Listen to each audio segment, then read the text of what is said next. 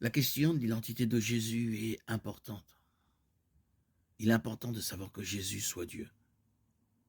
Si Jésus n'est pas Dieu, alors Jésus est le pire des menteurs et il n'est pas digne de confiance à tout égard. Si Jésus n'est pas Dieu. Alors les apôtres auraient également été des menteurs.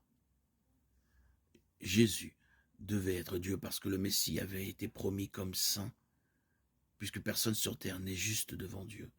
Dieu lui-même devait entrer dans le monde en tant qu'homme. Ésaïe chapitre 49, 7, psaume 59. Ainsi parle le Seigneur le Rédempteur d'Israël et son saint. À quelqu'un profondément méprisé, abhorré par la nation, les serviteurs des dirigeants, les rois verront et se lèveront princes, et se prosterneront à cause du Seigneur qui est fidèle, le Saint d'Israël qui t'a choisi. Psaume 53, 1. L'insensé dit de son cœur, non, il n'y a pas de Dieu, ils sont corrompus, ils commettent des iniquités abominables. Il n'y en a aucun qui fasse le bien. Psaume 143, 2. N'entre pas en jugement avec ton serviteur, car aucun vivant n'est juste devant toi.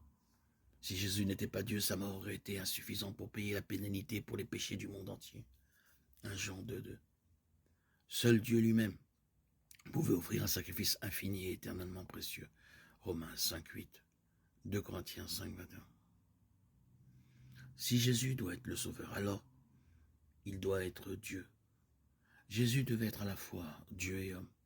En tant que Dieu, Jésus pouvait apaiser la colère de Dieu. En tant qu'homme, Jésus avait la capacité de mourir. En tant que Dieu homme, Jésus, le parfait médiateur entre le ciel et la terre. 1 Timothée 2, 5. Le salut n'est accessible que par la foi en Jésus-Christ, comme il l'a proclamé, je suis le chemin, la vérité et la vie. Nul ne vient au Père que par moi. Jean 14, 6. Je suis le Seigneur ton Dieu du pays d'Égypte. Tu ne connais pas d'autre Dieu que moi, et hors moi, il n'y a pas de sauveur. Osée chapitre 13, verset 4.